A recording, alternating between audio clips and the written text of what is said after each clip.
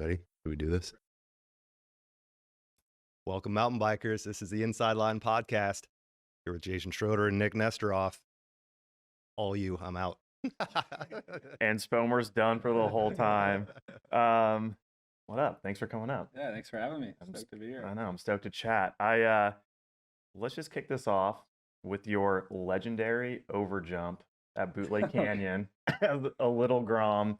Just run us through. We'll play the clip. So run us through what happened. Did you guys find the clip already? I found it on your Instagram, so we'll pull it somehow. It's far down there. But yeah, I think that was the morning of the race, and it was freezing. You could tell I'm in like a freaking puffy astronaut jacket. It looks like, and I was hitting it the day before, and I was like, Dad, I want to go back and hit it tomorrow before the race. Mm-hmm. So we like rolled up, and I was buttering it all day the day before. That was the first run of the day without even riding the whole day, and it was like 7:30. I just come in and I'm like, probably just pumped up for the race. And I remember hitting the lip and like bottoming out, and I'm like, this isn't good. And I'm like staring, like, if you've been there, there's concrete lips because the dirt's like, oh really? The dirt's really bad there. Yeah, they cement the lips because the dirt's so crappy. You can make them permanent. The jumps wouldn't last ever. Yeah. So they like concrete them all. So you just like, there's like a noise. It's just like mountain bike tires on concrete. I don't know. It's a funny noise. But then I'm just staring at the next lip, and I'm just like, I remember being in the air and I'm like, this is not good. And I landed like straight onto the concrete lip, and somehow I was perfectly fine. Like, cracked the helmet. It might have been because I was in a big jacket, but like I was perfectly fine. And the best part was like Cody Kelly. He was probably like 14. I was like 11 at the time, or 10. And he was like 50 feet away. And in the background of the video, he's just watching me. Just observing. Yeah. And like, I don't know if I talked to him then or whatever, but now it's funny because he'll bring it up like every couple of years. And it's just funny, he was there and he saw the whole thing. Oh my God, it's amazing. It's great too because it's in like really low quality. Oh yeah. Like it looks like an old like home video style, or like it's just like little kid in the air, and then you're landing like you just detonate. There's nothing left. And I think it was like originally we put it on Facebook, like I did or my dad. Yeah. So like when I had to put it on Instagram, I had to like screen record it or do something. So it's even like extra blurry. So it just looks like so much gnarlier because I don't know. Yeah, that wasn't gnarly, but that's amazing. Well, we'll get into backstory of you and your life and your career and stuff, but exciting news for you is that next year you're gonna be riding for Fezzari Bikes. Yeah. You want to talk a little bit about how that came about, but then also like your whole racing career has been downhill. Next year you're gonna be doing Enduro full time. What kind of sparked that change? Yeah, so I mean, I've been racing downhill for I think like 13, 14 years, since I was like 8 or 9. So that's what I've been doing forever. And during COVID, obviously a lot of the downhill races were getting canceled. But somehow the Enduro races, like locally and domestically, were still like the big mountain Enduros. Mm-hmm. We're able to find a way to like have events and stuff. So just to keep the sponsors happy, we're like, let's go do some Enduros, like go out, get some content, race and stuff. And I mean, I had never raced an Enduro before that. Like, I think I did a local one at like Vail Lake or something, and like got passed like 10 times, didn't like it. So I was like, yeah, I'll go do an Enduro. And like, I always ride with my buddies who like race Enduro and stuff, but like, I was like, I don't know how it's gonna go. I don't know if I'm like fit enough. But like, it went well, and I had so much fun that I was like, let's do like the rest of the year. Let's keep doing Enduros and on top of downhill and stuff. And then that was 2020. So last year I was like, I'm gonna try to like do both, and that went well. I didn't do any EWSs last year, but I did all the big mountain Enduros, all the stuff in America, and then World Cups. Then this year I was like, I'm gonna try to do World Cups and EWSs. And then like the beginning of the year, I like went to some Enduros, and I was like having so much fun. I was like, I'm just gonna go full Enduro this year, and like didn't really do much downhill this year. So that, I guess that kind of sparked my interest in Enduro, is just having to, during COVID, like finding races that we could do, and just enjoyed it so much that I was like, I want to keep doing this. But yeah, so next year I'm starting my own program with Fezzari, racing all the EWSs and all the BMEs and everything in America. So it'll just be me this year on it, and then kind of have plans to turn it into like a legit team and program the following year. So yeah, I'm super excited. We have some good brands kind of working with me and working with them, kind of tied it into some of the OEM stuff. And yeah, we're stoked. Dang, that's sweet. Yeah. Can I ask what how'd it work out that you're with Fezzari? You know, were you shopping around? Like, did they approach you? So I actually have a buddy. I don't think I can say yet, but he's done racing and he's going to start working for Fezzari, helping develop bikes. And he kind of heard that they were looking for a top American enduro athlete. So he threw my name in the bag, and then I reached out to them, and that was in May, like kind of even before like the bulk of the race season. So it was pretty early on. And from there, we were just kind of like, they reached back instantly, and we just kind of threw some ideas together and just slowly worked at it all year. And then, yeah, after the EWSs and Trophy Nations and all that, I had like 3 or 4 other offers for EWS teams, but Oh wow. Wow, really? yeah, Nice. I don't know. I really like I wanted to find a brand that really suited me and like who I am as a rider and a person, and someone that I see like just a bigger future with outside of racing, and just a company I want to represent. So I think it was the best fit for me. And yeah, I signed a 3-year deal with them. So pretty long contract right off the bat, but Heck yeah. like I'm stoked, like moving forward. Couldn't be happier. So yeah. That's sweet. That feels good when you're like, you know, Yeah. that you're not already like in March of next year starting to think about like, Yeah. all right, what's next year gonna be? Like, Yeah. and you start planting those seeds now. Yeah, exactly. I can just focus on racing and Yeah. just videos, creating content, and just like having fun, and just know that for the next 3 years I can put all my time into racing. So yeah. Sweet. Is there I mean, you were on, how many years were you on KHS?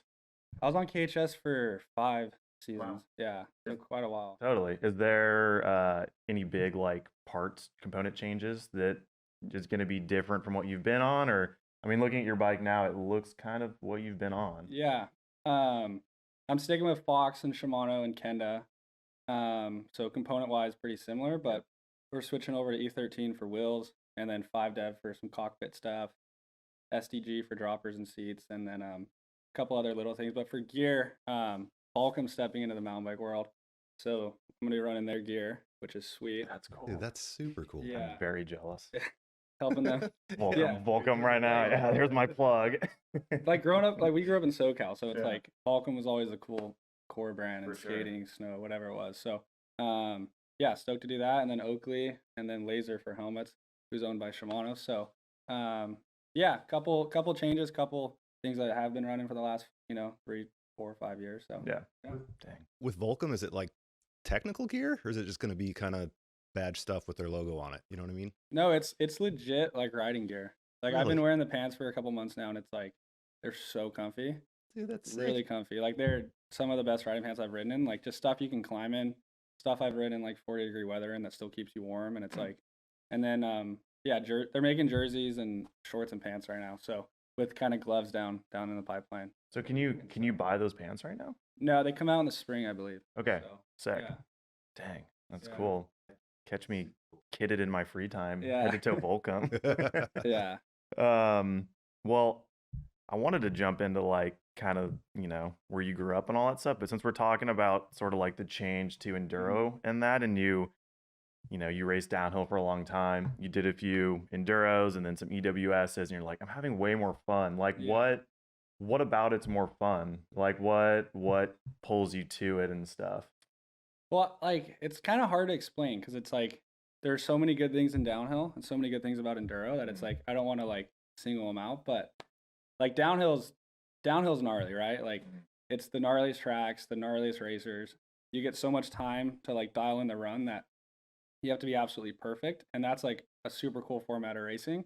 And enduro is like you get one practice run, things can happen. Like I've learned that like so many things out of your control can happen, and like you have to rely on yourself and like other racers to help. If it's a mechanical, like all the racers help each other out. If someone gets a flat, someone breaks a rim and you have to like smash the rim back with a rock, like people help each other out, and I think that's pretty cool. Like World Cups, I mean, it depends what level you're at, but it's pretty competitive, I feel like. I mean, it's the top level of the sport, but enduro is, it is a top level in other discipline, but it's just a different like camaraderie, and people help each other out. And I mean, you're riding like the most insane trails. Like they're putting so much effort into the trails, and you're riding.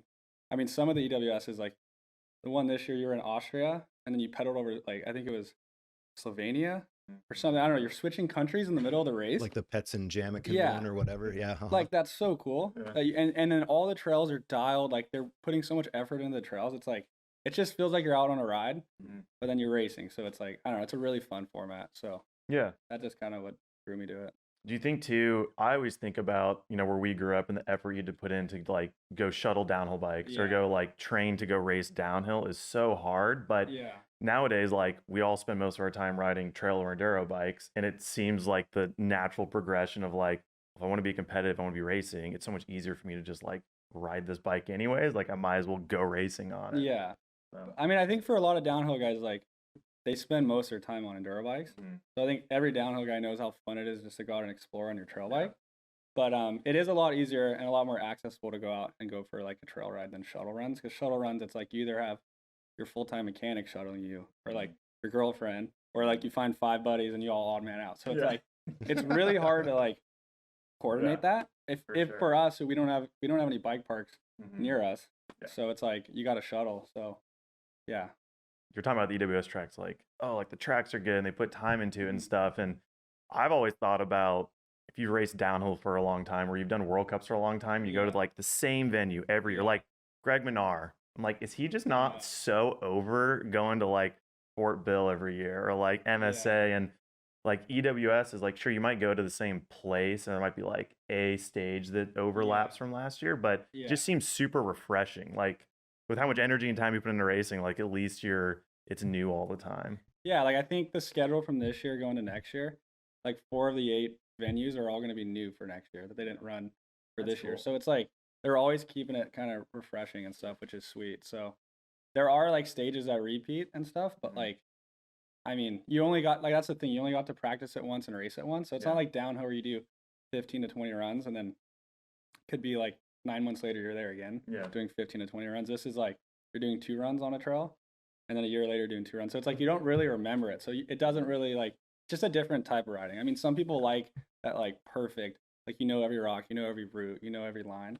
Where enduro is kind of like you're not winging it, but you kind of are. You're just going into stuff that you're kind of like, do I remember that? And it's like so it's cool. It's just like I don't know how to compare it. I mean, it'd be like motocross and like the Baja 1000. You're just like you're going over stuff you don't really know, and it's like kind of fun. So yeah, different skill set for sure. You call it fun. It sounds scary. Yeah, is it terrifying? Like that seemed like I'm not a blind trail rider. I like learning a trail and then having fun on it for a while, but the blind element or the unknown element of the trail doesn't mess with you too much. I mean, I feel like you get used to it, and that's what was kind of hard for me was like I come from downhill where it's like you don't have to worry about not knowing something. You know everything. Or it took me a couple years to like just trust your memory of the one run, and then we do watch like the GoPro. Like we'll record the GoPro in practice, and then we'll watch it like 10 times. So it's like you try to like just trust that. But there are like occasions where you're like, okay, I remember this line in practice, and you watch it on the GoPro, and you try to like remember a tree that's like 50 feet before it. And then in your race, you see the tree, and you're like, oh yeah, hop up high here. There's like a blind switchback. So it's like hard to remember all that stuff over like because some of the racing is like it could be like a 45 minutes total for a day, so it's hard to remember all that, but you kind of just gotta wing it sometimes. Do you have any plans to like train for that? Like I feel like that's the hardest thing is like we like I'm sure you're training right now like on the same trails you would ride anytime, and like how do you prepare to ride something you don't know? I know it's hard because I'm pretty lucky. We have a spot from the house where we can just ride from the garage, and like so we ride that like 5 days a week. So it's like when we get closer to the season, I'm like, all right, I need to start driving to like Santa Barbara or like Simi Valley or like Idlewild or wherever, and just riding stuff that I don't really know. So I think it's just trying to ride. I mean, everybody has tons of spots they ride at, so it's like just trying to keep it in like a fun, refreshing little. I don't know, just switch things up and have fun with it. So you could have Kailey just put random cinder blocks and stuff on the trail that you're not ready for, right? Yeah, chop some trees out so I have the bunny off of. Go the Grizz way and just have some go bury some PVC pipe in the trail. Dude, that's funny. So Charlie Harrison and Shawn Bell, they made a downhill track in Orange County, and they drilled in like PVC pipe. They actually did that. That's amazing. They make it like roots or something? Yeah. Really? They got slippery. They said it got ripped out like the next week though. But yeah, they were like, we're trying to make roots. Dude, it's hard times in Southern California. Do what you got to do, right? All you've got is rocks and shrubs, and that's it. You know, there's not a tree in sight, a root in sight. Well, like even yesterday, I rode and it rained like an inch and a half, and I'm like, oh, it's gonna be muddy, and it was just like perfect. Yeah. So it's like an inch and a half somewhere else is like crazy slippery, and then here it's just like perfect. So it's like we don't get any wet training here, but Yeah, have you had to deal with muddy conditions and like get used to that? I know you race downhill enough that you've been in the mud, but it's not local to you. Like, how are you thinking about that? yeah, I mean, it's what weird is like every place, like you could be in France, whatever, you drive 2 hours and you're in wherever, Switzerland, Austria, and it's like total different dirt, total different mud. So it's like it's just all like repetition. You just have to keep going, like putting yourself out there and riding and stuff. So, yeah, I mean, there are some people that are good in the mud, but most people like no one's going into the mud really thinking like I'm super confident. Like everyone's kind of like I gotta ride smart. So it's like sometimes you think you're the only one who's like struggling, but like everyone's struggling with mud sometimes. Yeah, that's a good point. I used to always just tell myself that riding really loose conditions, like in Southern California, is the same as mud in a way. Kind of got to ride loose, but then like visually, when you look at like a bunch of ruts or like a gnarly mud bog or something, I was like, I don't know how to approach this. I'm out of my element now. When we were younger, we'd ride like Elsinore in the summer when it was sandy, and we're like, it's probably like mud riding, and then we'd go ride real mud. We're like, no, not Just at all. lying to ourselves. Yeah. So good. I know. Well, let's jump back and just do like, where'd you grow up? How'd you get into mountain biking? Because I've known you since I don't even know how old you were when I first met you. Yeah, we rode like Lacoste or something. I was probably 9 or 10. I think I remember you showing up at the spot we had jumps by my house. Yeah.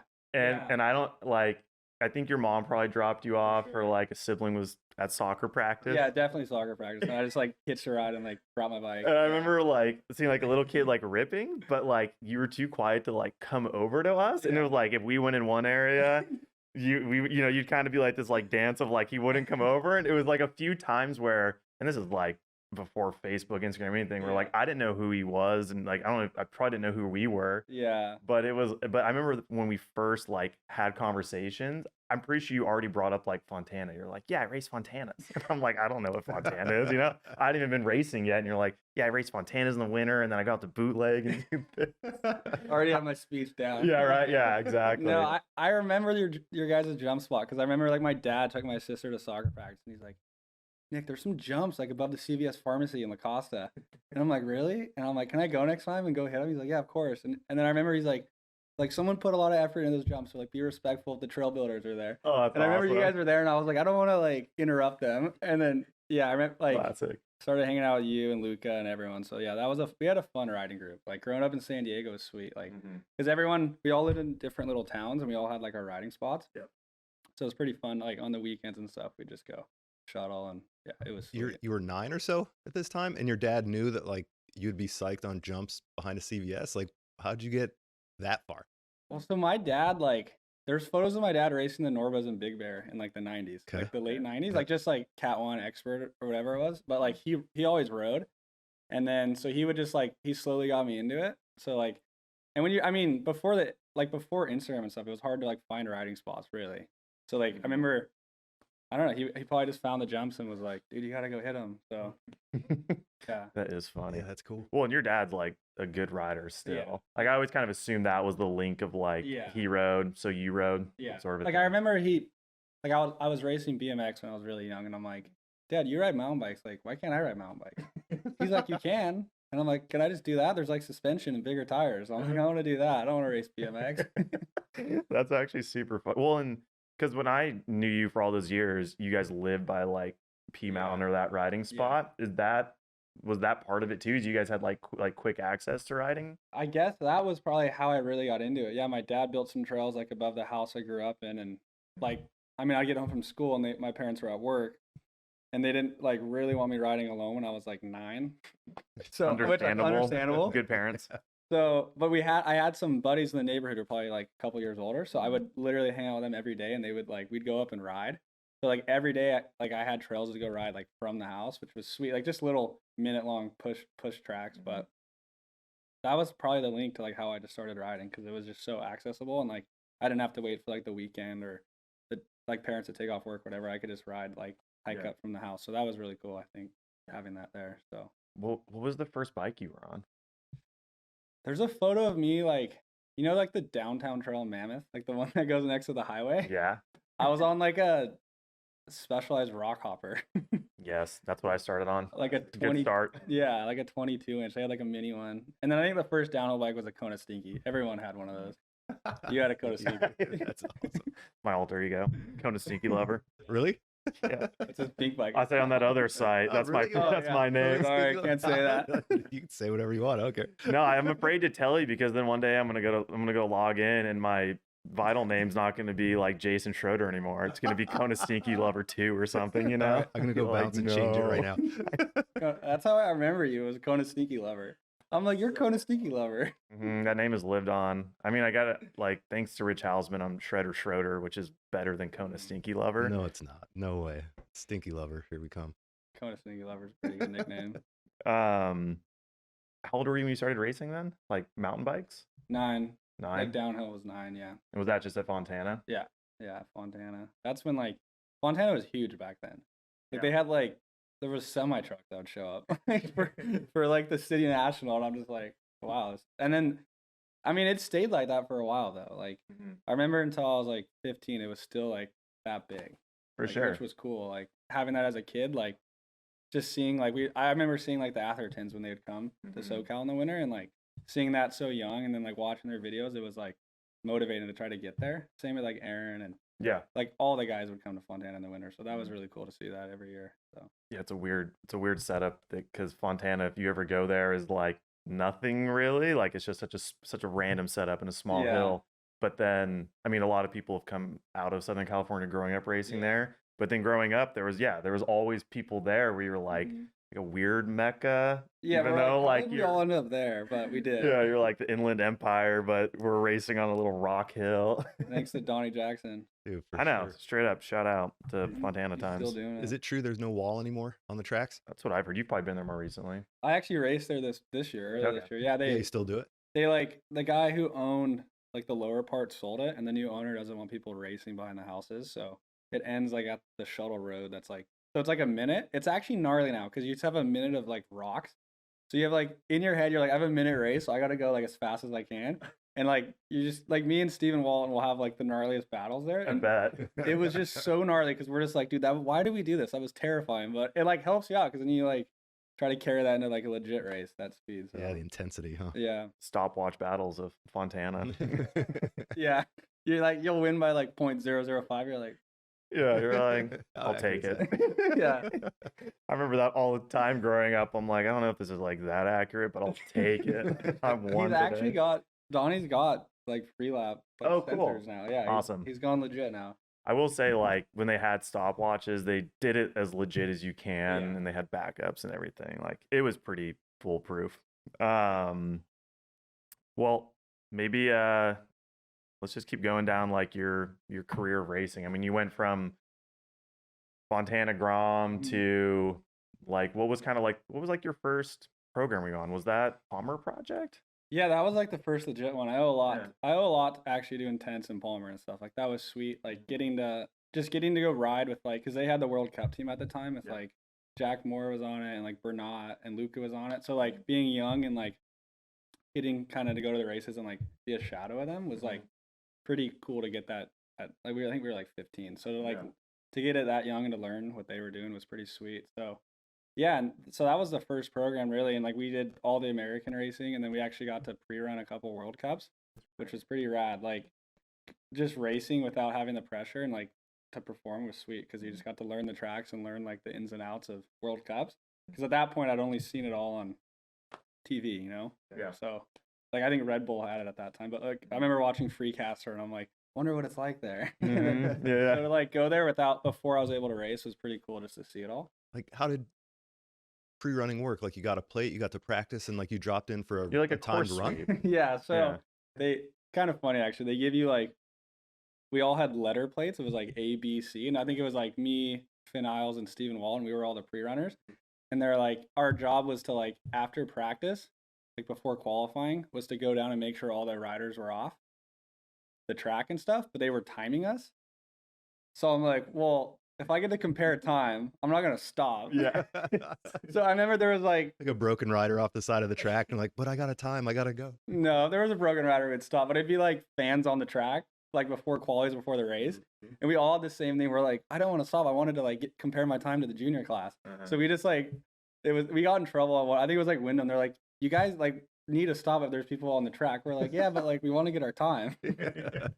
So it's kind of funny, but that was sweet, like pre-running and stuff. Because then we got to go home like that winter and try to like just train for what like we got to like kind of know a year early what we needed to do and stuff. So yeah, and then Intense, like they needed a junior for their World Cup team, and like I was on the Palmer team, and they pulled me up, which was like, I mean, that was like dream come true. Growing up in SoCal, like Intense was like the brand, right? Yeah, for sure. They're in Temecula. They were super local, and so that was really cool. That was like such a fun time in my racing career. Like we had Jack Moore and Dean Lucas on the team, which are just like wild Aussies, and then the first year Luca was on it, which was like one of the guys we grew up with. So that was like I never really felt committee. Yeah, Luca committee. I never really felt homesick. Like when you're super young and you go travel, sometimes you feel like you're just not used to it. But I had like a really good friend with me who was older, almost like an older brother. So that was like we had so much fun. And then the year after that, Charlie Harrison was on the team, who was like another really good friend of mine. And that was just like we all had different personalities, but it was like it somehow worked. Like it was so fun. Yeah. That was some fun years for like Intense racing. You were racing World Cups at the time too, and like we all just like all of our buddies from SoCal were in Europe racing. It was like so fun. Yeah, it was a cool setup for sure. Yeah, like that was a really good time. And then then I moved up to pro, joined the KHS team, and like they just gave us like a really good, like a lot of freedom really to do what we wanted. We had to do like the American races, but they're like, if you want to go to Europe, if you want to do Crankworks, if you want to do whatever, like we have the budget for it. So that was like really fun too, because I had some friends on the team and like just kind of got to do the same thing, like got to pick our own races and just like have a good time. So it was a good like progression into like my pro year. So yeah, who was the team at that time? At that time, it was Logan Bingley was on it, who's now the team manager. And then Stephen Walton was on it as well. And Stephen and I, we grew up racing together. He was actually on the Palmer team with me. So like to be able to like start traveling with him and just like almost every year I've raced, it's always been like on a team with a friend. So it's like been fun. Never like weird.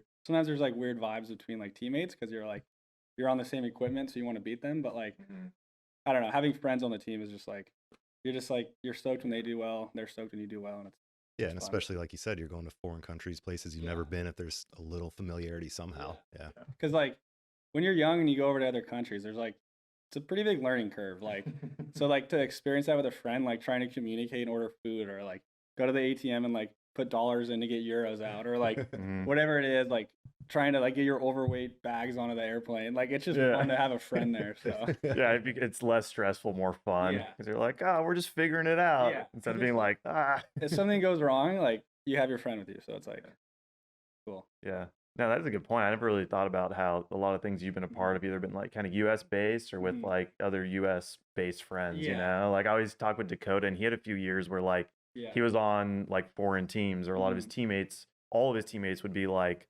foreign, like French or something, you know, and it was like really hard to kind of like fit in all the time. And and it's hard too, like for him, like he was on, I think they were from Slovenia, like they would fly him to Europe and he'd be there all summer. Like Intense was really cool with like sending us home in between the races, which was sweet. Like we never like were out there for like 6 months straight, like a lot of people have to do. So it was like, I don't know, as soon as we were kind of getting homesick, we'd come home and then go back and be refreshed. So yeah, that was sweet. So let's hear one good Palmer story, or the one that comes to mind first during your years with him being because that's when he was like a team manager for you guys, right? That was sort of his involvement. He was like the thought of Shawn Palmer as a team manager. He was just there to be Palmer. Yeah. Like I don't know if it was a team manager or the coach. He was just there to be Palmer. So like he didn't have real responsibility.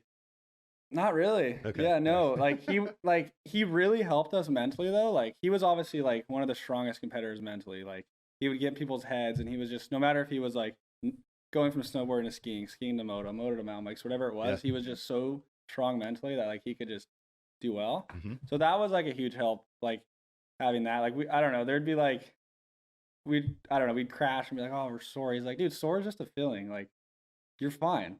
He's like, just turn that side off your brake. And you're like, oh yeah. And then you'd race and you do well. And you're like, dude, thanks for that. I don't know, just like funny stuff like that. But I think one of the funniest times was, I don't know, it might not be funny because Jack got hurt, but like Jack Moore, like when he went through that string of breaking his collarbone, we were in one of the times we were in Temecula for team camp, and we had like a team release in Laguna Beach.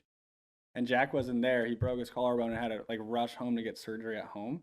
And we didn't want to say it was a collarbone because like it was like the 4th time it happened. Ooh. And like we didn't want to say, we said he got hurt, but we didn't want to say collarbone. Yeah. So we were like announcing the team, and we said, oh, Jack can't make it. He got hurt, had to rush home for surgery. And like all like the media and press was there. And Palmer, you were there, I think. Because Palmer's you might remember this. Palmer's in the background, and he was like, he had a few drinks. And as soon as they say Jack had to rush home, he was like, collarbone, like super loud.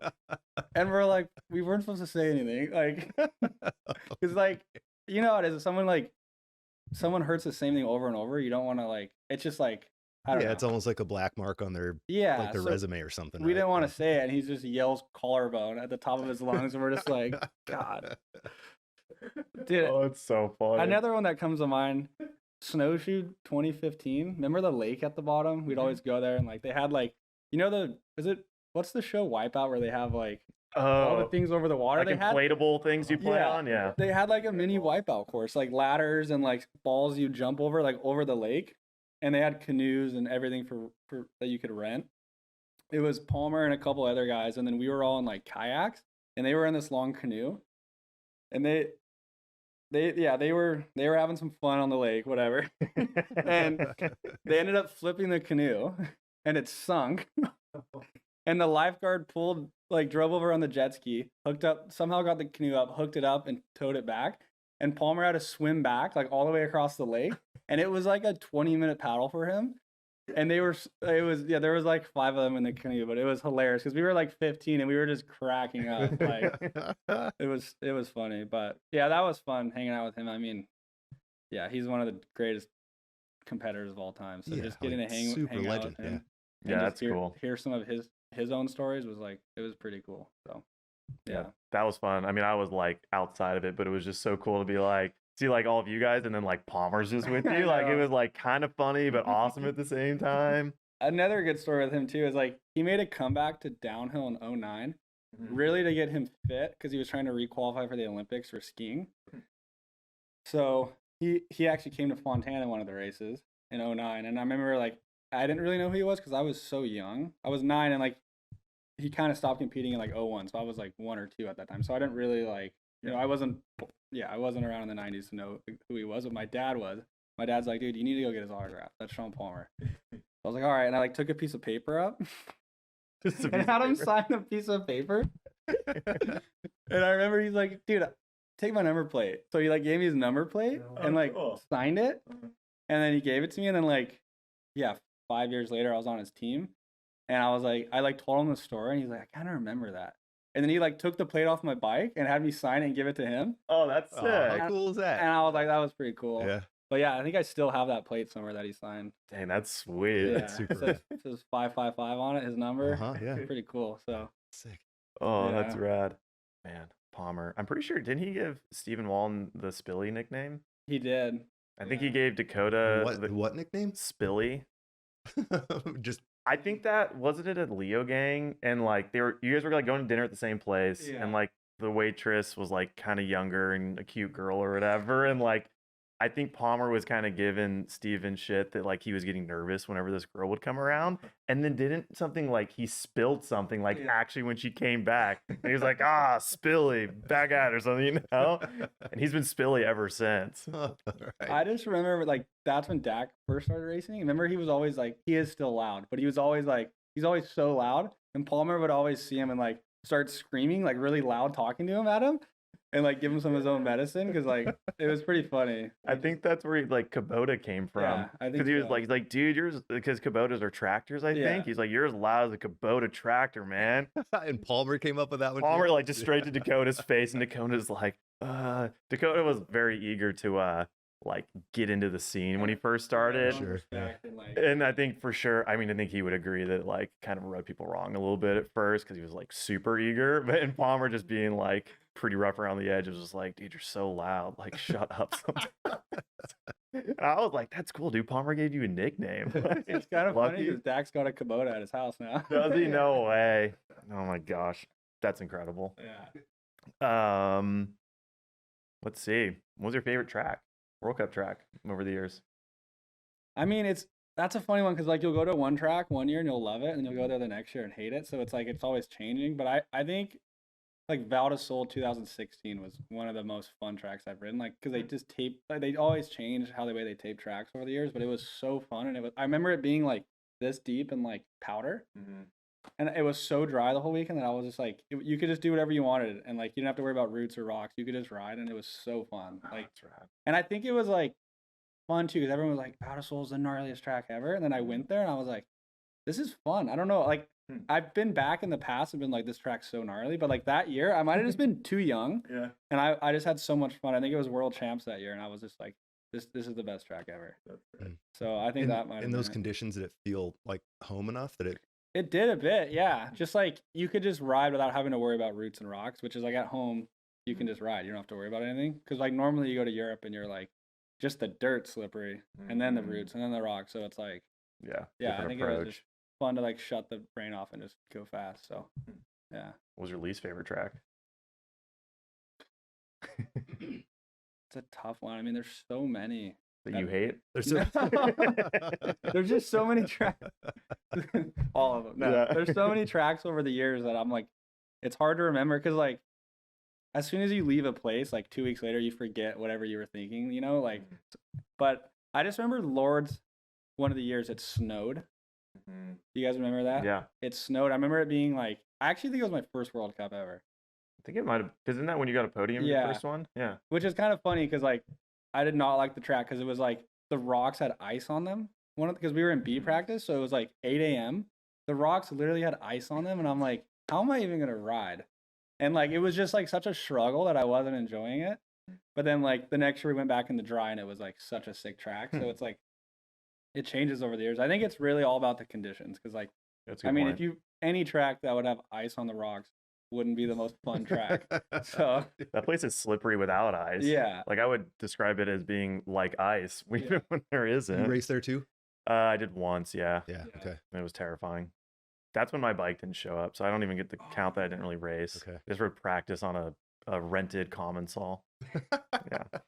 I'm trying to think though, like what other tracks were like really hard to ride and like not the most fun. I thought Lenzerheide was surprisingly difficult to ride. I like before I went there and just saw videos, I was like, okay, it looks pretty straightforward, like kind of looks familiar in a weird way. And then I got there and it was like just so hard to go fast on. And I mean, I only rode it 1 year and it didn't really rain, so I don't know, but I think it just depends on how they tape it too. Because like the way they tape it could just like kill the flow of like just the trail. Yeah. Because a lot of the times the trail could be 30 feet wide and they tape like different corners, so you're not really like riding the normal trails if you were just there riding it. So yeah. I always had a hard time like maybe even enjoying race tracks because you're so focused, like you're not riding it like you just would on a given day. You're like trying to go fast, trying to find like the best line, and you're not thinking about like how can I have the most fun down the track? Yeah.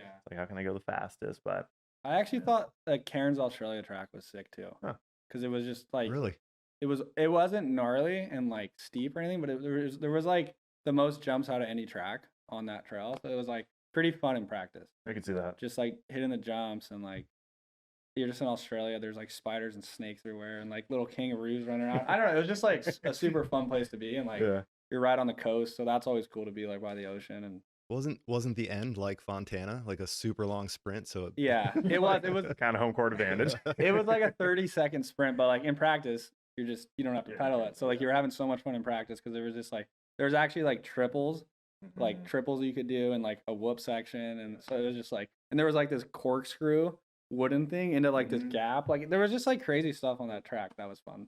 That might be up there for the best track, most fun track. So was that when you went there was that Worlds when you went? The first year was a World Cup, and then the next year was Worlds. Yeah. Okay. We'll have to pull up because didn't you guys have crazy Worlds bikes those years? Yeah. I feel like I remember like photos of your guys' bikes on the beach. I still have both those Worlds bikes at Oh, home. do you? Yeah, they're all like custom American flag painted bikes. Intense went like all out on those. Yeah, those are cool years of Worlds bikes. Yeah, and everything. You're on 27.5 little wheels. It was just a cool era. I don't know. What were like your best World Cup finishes? Like what were like maybe like what stands out as like your best result, but then like races that you were just stoked on how they went. Honestly, as a season last year racing World Cups. I mean, it was my last year doing World Cups that I didn't know I was gonna be doing, or didn't know it was gonna be my last year. But I qualified at all but one of them, and then finished the year with two. We had the back-to-back snowshoe World Cup, so like to finish that year off with like 2 American races was sweet. So I think just qualifying, being consistent at making finals in that year was sweet. And then yeah, I mean, World Champs as a junior, I qualified second and finished fourth at one of the World Champs. I think that was like another race that really stuck out to me. And then getting a World Cup podium as a junior, that was sweet. And then I made the World's team 6 years in a row. That was like another huge, I mean, not a single result, but like a huge like personal achievement. Just getting to represent America 6 times was sweet. So yeah, I mean, the World Cups were fun, but the Enduros this year were like, I mean, I didn't know what to expect for the EWSs, but like I had a bunch of top 10 stage results, which I was like super stoked on, and then some top 20 like overall results, and then like finishing off with a podium at the Trophy of Nations. Yeah. Like the country team-based event. That was really fun. So that might be one of the most standout results in 50 years when I look back at racing. That might be it. Well, as of now, that might be like so. That's right. Yeah, there's more to come, right? More years, so. Let's not set the bar too high, you know. But let's talk about Trophy of Nations. I had a note about that because like I think you mentioned that it was you're like, yeah, I just had to like try to keep up with Richie for all these stages. I'm like, well, that sounds hard. Like because you kind of got called on sort of last minute for that, right? Or they don't. Yeah, I mean, so the way it's different than downhill. Like downhill World Champs, they just pick 7 guys they want. The EWSs are like they just take the top 3 ranked from each country. Okay. And the deadline for like when they pick it was like I think it was like 20 days or 25 days before the event. Oh wow. So literally like I think the EWS in Sugarloaf, Maine, they like announced it like a week after that. So we literally had to like book the flight like 2 weeks before we left. So it was super last minute. So that was like trippy too. Like no one, I mean, you kind of knew because you could look at the rankings, but like it was just like crazy how they call you last minute and you got to go. And then you got to like, you've never raced, like it's not a team sport. You always race solo, but now you have to follow each other. So we're just like, you just kind of feel like, you're like, how do I even like prepare for this? Yeah. You like know? you literally follow each other down the trail. Like you all start together and have to finish together. Yeah. You have like, you try to finish together if you can follow Richie, but I think you have like 30 seconds to drop, all 3 of you or something. So it's like, I just remember we're probably stronger, like trying to keep up with Richie. Cause like in the Enduros, you get obviously 1 practice run, so you can't memorize it. But if you follow someone, you could like read their movements. Yeah. So it's like, we were like, yeah, let's try to follow Richie. And it was my buddy Colton Peterson and I who were on the team, and we were pretty tight. So that was cool to be on the team with him, and then just hanging out with Richie, trying to keep up with him, and like that was a really fun event. But there were some gnarly sections on that race. In finale, it's like we started the day off with 2 back-to-back 14-minute stages, and both of them had like minute or more uphills in the middle. Ugh. So that was the hardest part. As I was like, we might be able to keep up with Richie for the first half, but when we get to the climb, I'm like, what if he just drops us? Yeah. Like, you're just getting roosted by him sprinting up the hill. And then so like the first stage, I went third, and my buddy Colton was second, and Richie was first. And then a minute in, my Colton stuffs the front, goes over the bars, and then I'm just like, 5 seconds behind. And I'm like, what do I do? I'm like, if I stop, now it's hurting 2 times. So I like insided and like passed him, and I was like, "Are you good?" And he's like, "Yeah." And like he like gets, and then I somehow like I see Richie, I get back in his sights so where I could like follow his lead, and then like 4 minutes later, we hear Colton behind us, so he caught back up. No Holy way. cow! But then he was gone again, and we're like, "Uh-oh," and we get to the bottom. Richie and I, we like pretty much tied on that stage because you're following someone, so you get like the same exact time. We get to the bottom, and then Colton comes down like 20 seconds later. He's like, dude, I just had the gnarliest crash. Like, he's like, the second crash, he's like, I just faded wide and clipped a tree. And he's like, I just tomahawked. He's like, I thought I broke my shoulder, blah, blah, blah. And I was like, dude, well, we heard you come up and then you disappeared. And he's like, I don't know if I can keep going. We got him some food and water. And like the next climb was like 2 hours long. And I was like, let's do this climb. Oh, man, dude. And let's see how you feel at the top. And we get to the top. And I was like, will it help if you go second again so you feel like obligated to push hard if I'm behind you? And he's like, probably. So then he went second. And then I like slid off the track and I messed that stage up. And they took off. Apparently he crashed again. But I didn't I never saw the crash, but we got to the bottom at kind of the same time. But it's just a wild format because like you're like, everyone was like crashing. People were like people on the same team were passing each other. Like no one knows what to do because you don't practice that. Is it you all drop at the same time and like the time starts when like Richie goes through and the time ends when like you, if you're last, go through, or is it you each get a time and these all add up? You each get a time. They compile. But you have to kind of go within like 30 seconds of each other. They have like a time slot. So yeah, it's like they add up everyone's times from every stage. So at the end of the race, it's like 2 hours, 46 minutes, like everyone's times together. So it's a lot of math for like the EWS guys. But yeah, it's just, and that day was gnarly. We did like 7,000 feet or like 6,800 feet of climbing.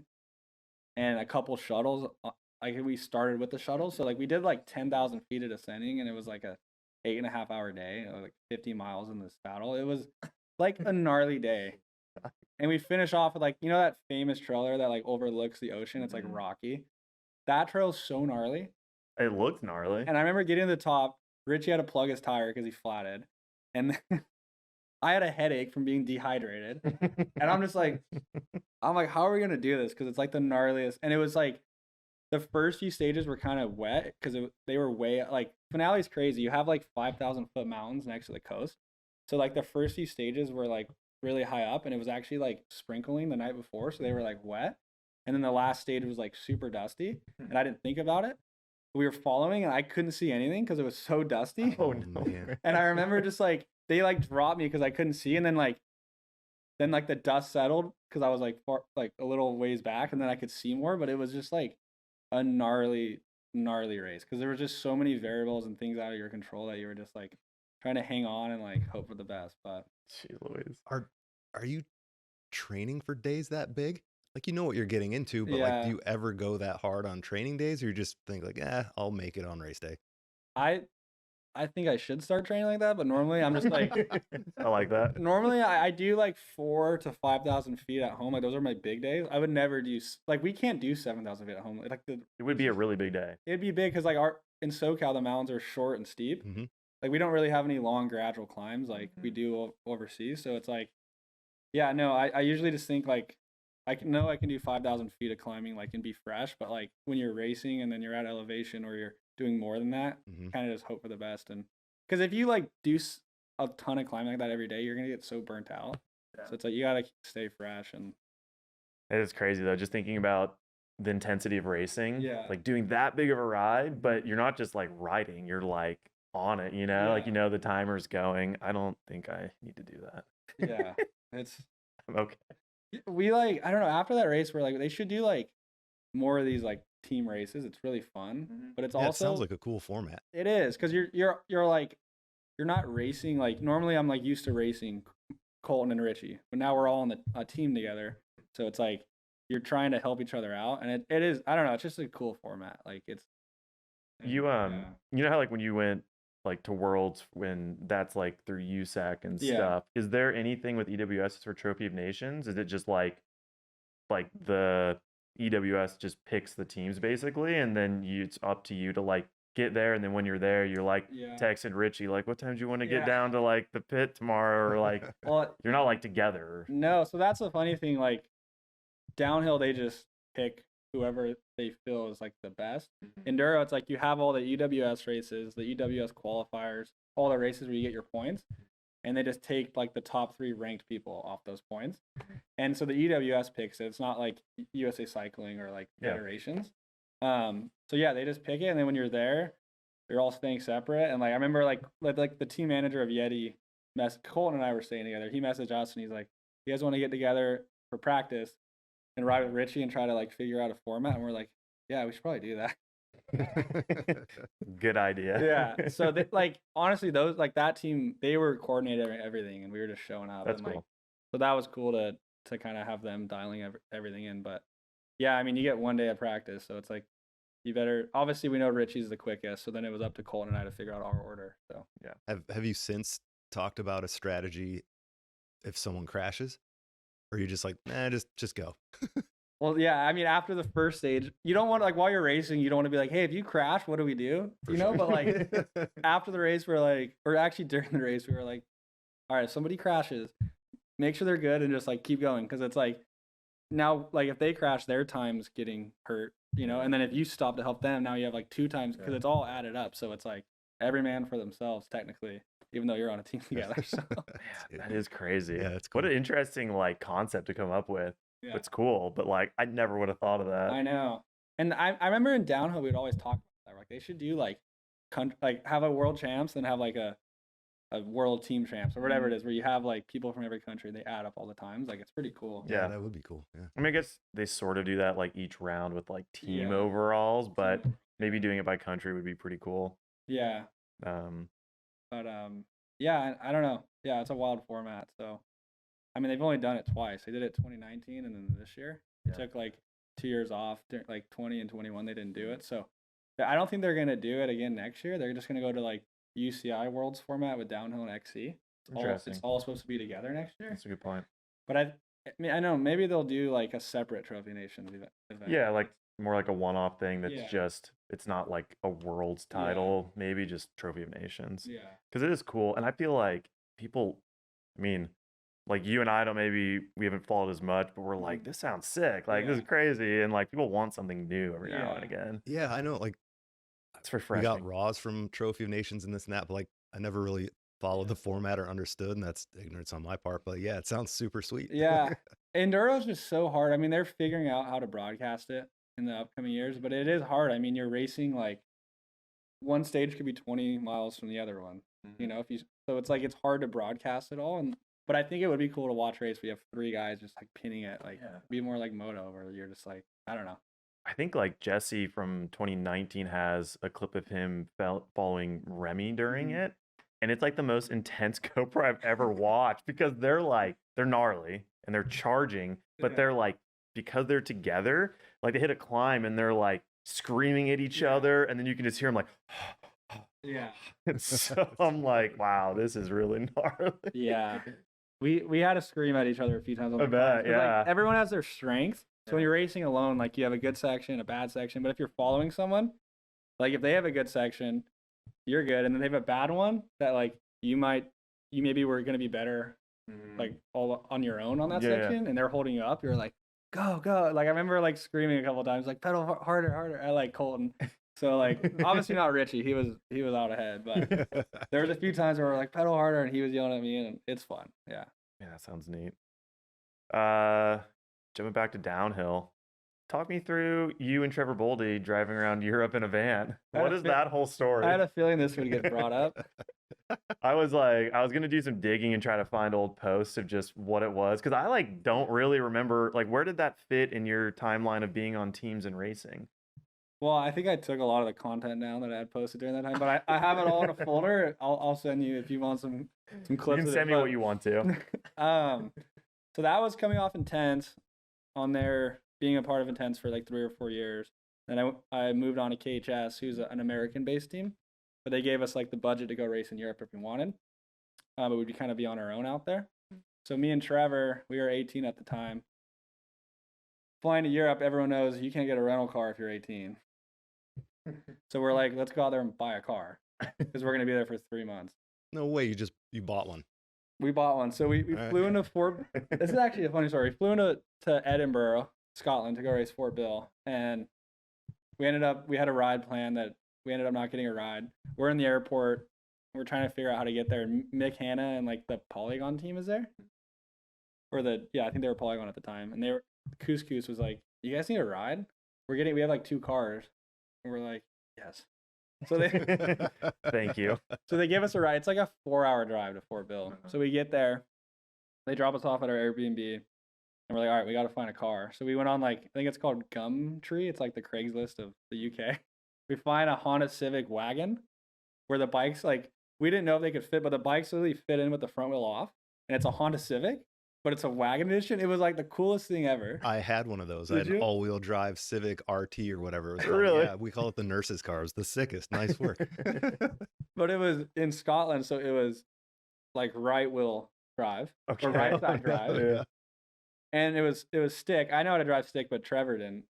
So I remember like I dropped him off, or we borrowed our buddy's car. I dropped him off to buy the car, and then I had to bring the van back to my buddy who was riding. So Trevor's like, we didn't know if it was manual, so I dropped him off, and he like gets in the car. He's like, dude, I don't know how to drive stick. And I'm like 15 minutes away. I'm like, you're gonna have to figure it out. I'm like, put the clutch in. I'm like, it's not that hard. Come on, Trevor. And he figures it out. And then where he's like talking to me on the phone, he's like, oh my God, I'm on the wrong side of the road.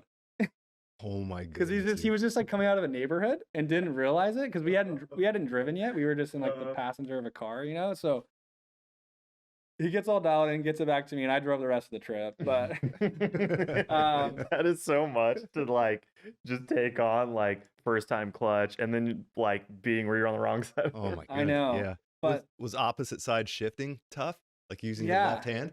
yeah, Oh, wow. luckily, Probably like, not for him, maybe because he's never done it. Yeah. But that's Yeah, a but good not for him. point. Yeah. I remember like the clutch was at least the same, the clutch and like the Okay, gas. okay. But like with the left side it was weird. I was just like, it was just kind of a weird thing you don't think about. Like your brain Yeah. was just like, this is backwards. Is first gear upper left still?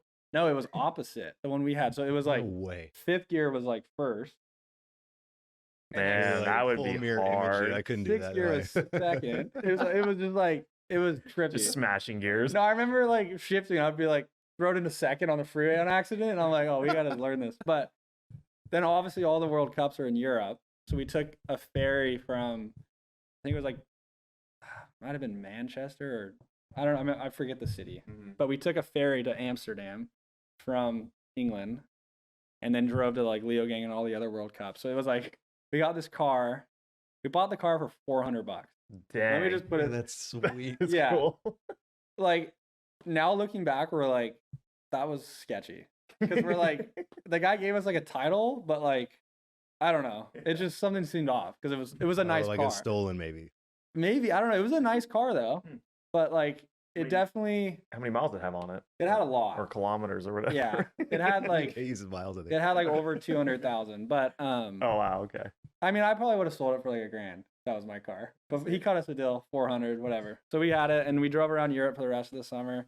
And How long? Like how long were you guys over there we for? were there for- And like what was your path? Yeah, so we went Scotland to Leogang, Austria, and then we did Crankworks, Innsbruck, and then there was like 3 weeks off. We just rode and went to Schladming, Morzine, all that, and then I think it was like Val de Sol and Andorra. So It's a good run. it was a good trip. But yeah, so I mean, it is gnarly. Like no one thinks about it when you're on your own going to Europe and like you're young and you can't get a rental car. It's like it's tough, and so it's like we just kind of winged it. We're like, we need a race, we need to go to these races, and we're like, this is our only option is to buy a car. So That's we sweet. did it, and we ended up giving it to our buddies in Barcelona because that's where we flew out of. Gave them the car, and they're like, yeah, the car ran for a couple of years. So No way. Yeah. That's so rad. yeah, so fun times though. What year was that? 2018, yeah. 2018. Okay. So. Man, that is sweet. But I learned a lot that year, and then like the next year, we always had like a mechanic after that coming with us to Europe who was like over 21 or 25 or older, so we were able to Yeah. get a rental car.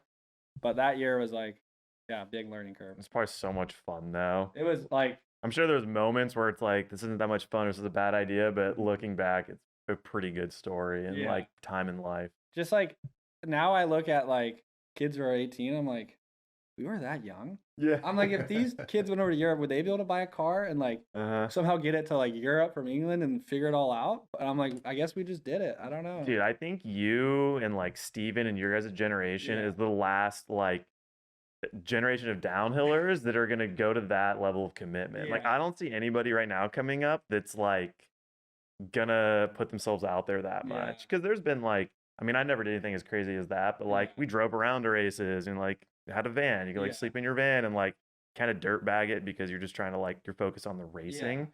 Yeah. I don't know if people are gonna keep doing that. It doesn't seem Yeah. like it's Seems like we're trending away from that more. I know. Well, times are different now. I mean, it wasn't that long ago. It was like 5 years ago, but it is different. But I mean, yeah, like Steven, he bought a car and drove it to Quebec from Southern California to go race the World Cups and stuff over there. What was it he was driving? It was a CRV. It was another Honda. Hondas are good. Dude. It'll get you across the country. We'll have sure. Steven on at some point, but Steven broke down in like the middle of the country and like just learned how to replace, I forget what it was in his car, like on multiple things, like an alternator. Yeah, like just a starter. Just at like in the parking lot of like an AutoZone. Gnarly, like gnarly commitment to like the grind of trying to race downhill. It's kind of funny because I think it's off the 40 where he broke down, and we would drive to Windrock or whatever races on the East Coast a couple times after that, and he's like, I was in that parking lot fixing the CRV. Every time we passed, he's like, that was the parking lot, I was fixing it. That's so good. Because I think that was a year before. That was 2017. I think it was, yeah. And then I remember he did that, and then when we were in Europe, me and Trevor were like, well, Steven drove to Quebec from SoCal in a car he bought. I'm like, we can do it. We can do it. And see, this takes one to do it, and everyone else is like, well, if he did it, I can do it for sure. I mean, I was like, dude, I want to do this for a living one day. I'm like, I have to go do these races, and like, so I just like made do and did it, and it paid off because like I'm still doing it, I'm getting paid to do it, but like there are times where you have to like just think outside the box and like make it work. So that was one of them. That's sweet. So is that going to be you next year with the Fezzari sticker on the outside of a Honda Civic you buy? And no, I mean the one man you got an easy up in the back. You're the one man team. Now we're more legit. Now we'll have a van out there. No, I mean the stuff in America will be dialed, and the Europe stuff.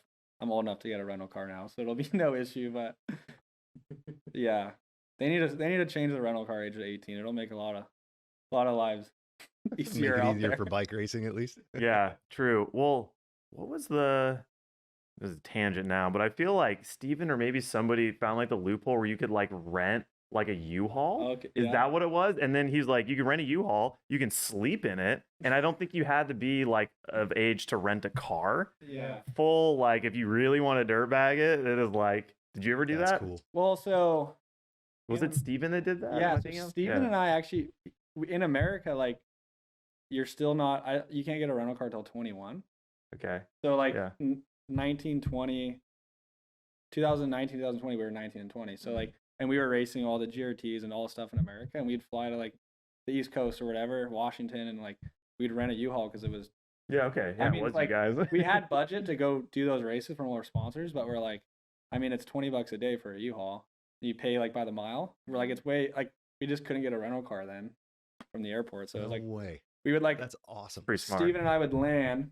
I'd sit at the airport, or he would with all our bikes. He'd Uber over to U-Haul. Yeah. Get the U-Haul, drive back, and like I think we did it last year. We went to Mount Creek. You were there. You guys were testing in Mount Creek. Oh yeah.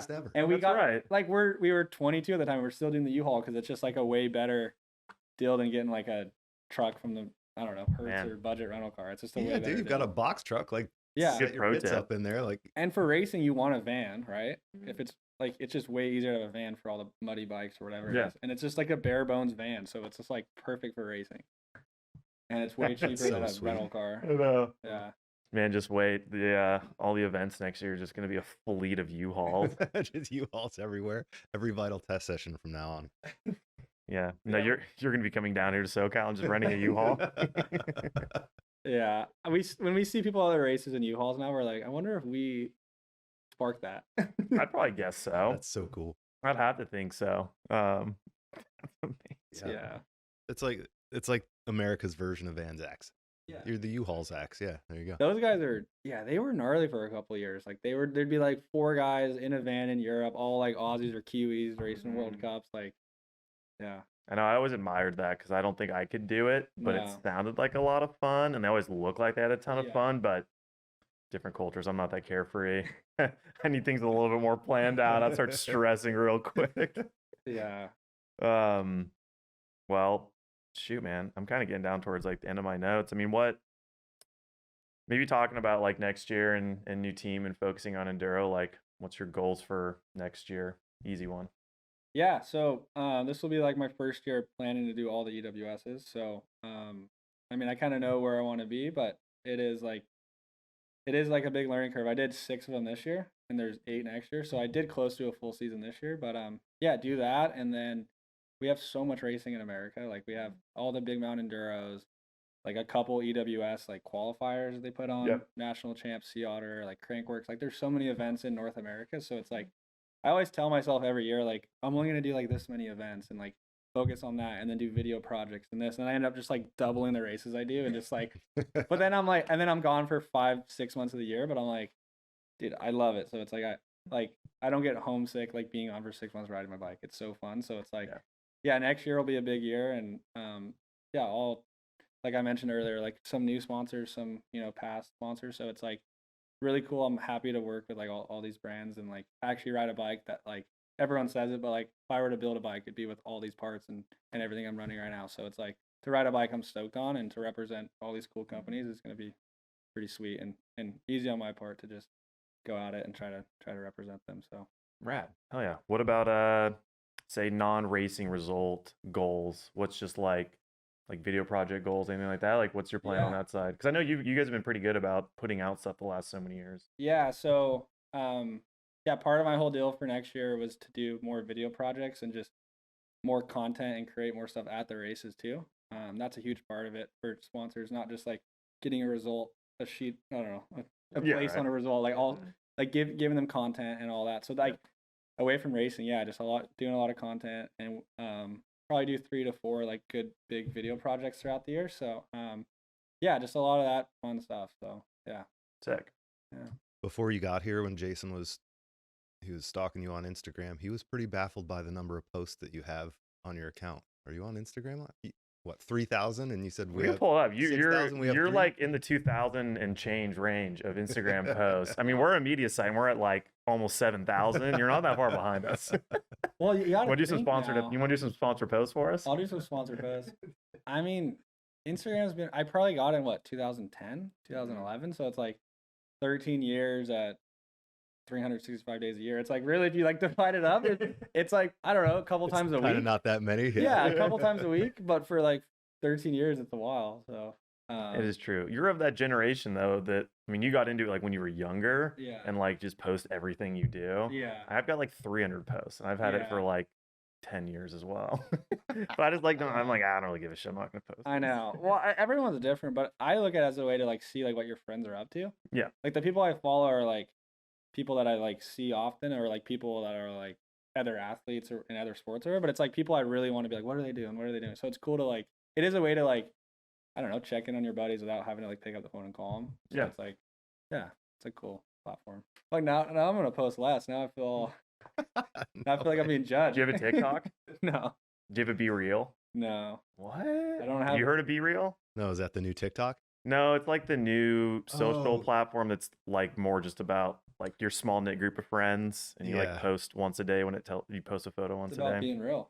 Yeah, dude, it's just you, man. But then there's like a Saturday Night Live skit about people like making the Be Real seem real, but it really wasn't. And that whole that's also part of like the fun of it, is like, because you're like, I don't have it. I think you get a notification. Yeah, you have a minute to do it, and so it's like, what's the craziest scene I can like create right now? Yeah, it tells you like you have a minute to post. You can't post from your camera roll. It's just live photos, and it takes out of both cameras.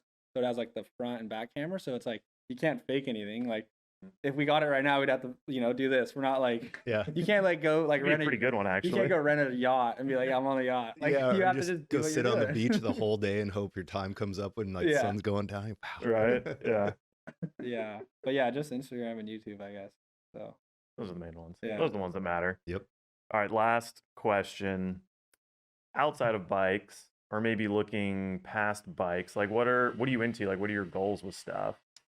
Let's wait a second. I was gonna say, are we getting killed by that saw outside? Dude, our Newport Motel 6 is getting chopped down as we sit here right now.